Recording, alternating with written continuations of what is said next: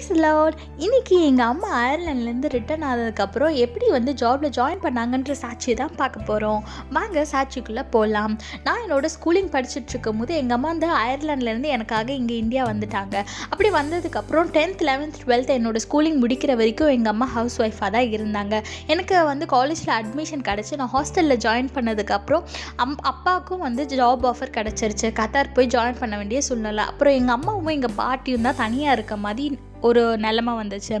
அப்போது எங்கள் அப்பா கூட எங்கள் அம்மா வெளியே போயிருக்கும் போது எங்கள் அப்பாவோட ஃப்ரெண்டு வந்து சிஸ்டருக்கு தான் இவ்வளோ எக்ஸ்பீரியன்ஸ் இருக்கே, அவங்க வந்து எங்கள் ஹாஸ்பிட்டலில் ட்ரை பண்ணால் என்ன அப்படின்னு சொல்லிட்டு ஒரு ஃபேமஸான ஹாஸ்பிட்டலில் சொன்னாங்க. எனக்கு தான் வயசாகிடுச்சு, எப்படி வந்து அவங்க வந்து எனக்கு வேலை கொடுப்பாங்க அப்படின்னு சொல்லிட்டு எங்கள் அம்மாவும் சரி ட்ரை பண்ணி பார்க்கலாமே அப்படின்னு சொல்லிட்டு ட்ரை பண்ணி போயிருக்காங்க. எதார்த்தமாக ஒரு நாள் வெள்ளிக்கிழமை சரி அன்றைக்கி அந்த பிரதர் சொன்னாரே போய் ட்ரை பண்ணி பார்க்கலாம் அப்படின்னு சொல்லிட்டு எதார்த்தமாக அவங்க போகும்போது அங்கே வந்து எவ்ரி ஃப்ரைடே வந்துட்டு வாக்-இன் இன்டர்வியூ வைப்பாங்க போல இருக்குது. இவங்க போனதுக்கப்புறம் சரி வாங்க அப்படின்னு சொல்லிட்டு அப்ளிகேஷன்லாம் கொடுத்து எக்ஸாமும் எழுத வச்சு வாக்-இன் இன்டர்வியூ வச்சு செலக்ட் பண்ணிட்டாங்க.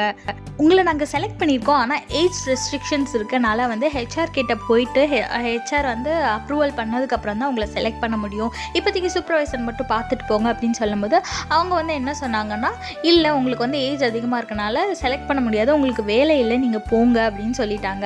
சரி அப்படின்னு சொல்லிட்டு எங்கள் அம்மாவும் வீட்டுக்கு வந்துட்டாங்க. ஒரு 2-3 நாள் கழித்து வந்து கால் வருது. அவங்க சூப்பர்வைசர் தான் கால் பண்ணிவிட்டு உங்களுக்கு வேலை கன்ஃபார்ம் ஆகிடுச்சு, நீங்கள் வந்து ஜாயின் பண்ணிக்கோங்க அப்படின்னு சொல்லியிருக்காங்க. உடனே எங்கள் அம்மாவும் எப்படி எனக்கு தான் ஏஜ் ரெஸ்ட்ரிக்ஷன்ஸ் இருக்குது, வேலை கிடைக்காதுன்னு சொன்னீங்களே, அப்புறம் எப்படி கூப்பிட்றீங்க அப்படின்னு சொன்னோன்னே எங்கள் ஹெச்ஆர் உங்களை செலக்ட் பண்ணியிருக்காங்க, நீங்கள் வந்து ஜாயின் பண்ணிக்கோங்க அப்படின்னு சொல்லிட்டாங்க. அதே மாதிரி சரி அப்படின்னு சொல்லிட்டு எங்கள் அம்மாவும் போய் ஜாயின் பண்ணிட்டாங்க. அங்கே போய் பார்த்தீங்கன்னா அங்கே வந்து ஸ்டாஃப்ஸ்க்கு வந்து லிஃப்ட் அலவுட் கிடையாது, நர்சஸ் வந்து எல்லாருமே வந்து ஸ்டெப்ஸ் தான் யூஸ் பண்ணணும். ஆனால் எங்கள் அம்மா கொஞ்சம் வீக்காக இருந்தனால அவங்க வந்து ஏறுறது இறங்குறது உட்கார்ந்தா எந்திரிக்க முடியாது, அந்த மாதிரி நிறைய ப்ராப்ளம்ஸ் இருந்துச்சு. ஆனால் இந்த வேலைக்கு ஜாயின் பண்ணதுக்கப்புறம் எங்கள் அம்மா நல்ல மாடியெல்லாம் ஏறி இறங்குனாங்க. அதுக்கப்புறம் ஃபிசிக்கலாகவும் சரி அவங்க வந்து நல்லா ஹெல்த்தியாக ஃபிட் ஆகிட்டாங்க. அது மட்டும் இல்லைங்க, எங்கள் அம்மாவுக்கு வந்து கொஞ்சம் சிஸ்டம்லாம் ஆப்ரேட் பண்ணுறது கொஞ்சம் கஷ்டமாக தான் இருந்துச்சு. இருந்தாலும் தேவன் வந்து கிருபையாக அந்தந்த நேரத்தில் எந்தெந்த விஷயத்துக்கெலாம் வந்து ஹெல்ப் தேவையோ அப்படி வந்து அழகாக ஒருத்தவங்களை வச்சு அம்மாவுக்கு வந்து ஹெல்ப் பண்ணி எல்லா விஷயத்துலையுமே வந்து கிருபையாக தேவன் அழகாக வழி நடத்தி வந்தார். எந்த இடத்துலையுமே வந்து அசிங்கப்படுற மாதிரியோ இல்லை வந்து தப்பாக பேசுகிற மாதிரியோ எங்கள் அம்மாவை எந்த ஒரு இடத்துலையும் ஏசப்பா விட்டு கொடுக்கவே இல்லை. அவர் கிருபையாக அழகாக வழி நடத்தி வந்தார். ஆமாங்க, நம்மளுடைய வாழ்க்கையிலையும் அவருடைய சித்தத்துக்கென்று உங்கள் இஷ்டப்படி நீங்கள் என்ன வேணாலும் எனக்கு செய்யுங்க ஏசப்பா, உங்கள் சித்தத்தின்படி நடத்துங்க அப்படின்னு சொல்லிட்டு நம்ம அவரோட கையில் நம்மளுடைய வாழ்க்கையை ஒப்பு கொடுக்கும் போது அழகாக நம்மளை வழி நடத்தி வருவாருங்க. ஆக வேலைக்கு போகணும் அப்படின்னு நினைக்காதப்போ கூட வந்து அவர் சித்தப்படி வேலைக்கு ஜாயின் பண்ணவும் கிருபை செய்தார்.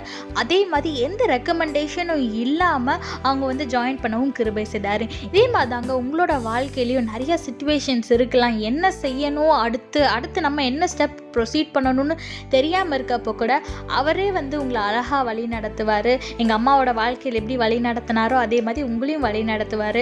அதனால் உங்களோட வாழ்க்கையில் இந்த மாதிரி அற்புதமான காரியங்களை தேவன் செய்யும் போது மற்றவங்களோட உங்களுடைய சாட்சியை வந்து பகிர்ந்து கொள்ளுங்க. அதை கேட்கும் போது மற்றவங்க அவங்களோட வாழ்க்கையில் வந்து விசுவாசத்தில் பலன் அடைவாங்க, சோர்ந்து போயிருந்தால் ஆறுதல் அடைவாங்க. அதனால் உங்களோட சாட்சிகளை மற்றவங்களோட பகிர்ந்து கொள்ள மறக்காதீங்க. சாட்சியை ஆடியோவோ வீடியோவோ மேலே இருக்க நம்பருக்கோ இல்லை இமெயில் ஐடிக்கோ நீங்கள் அனுப்புனீங்கன்னா நான் வந்து இந்த சேனல் அப்லோட் பண்ணுவேன். அப்படி உங்களோட ஆடியோவோ வீடியோவோ இதில் போட பிடிக்கல அப்படின்னா நானே கூட கன்வே பண்ணிடுறேன். ஆனால் உங்கள் சாட்சியை மட்டும் பகிர்ந்து கொள்ளாமல் இருக்காதீங்க. கர்த்தர் உங்களோடு கூட உங்களை ஆசீர்வதிப்பாராக.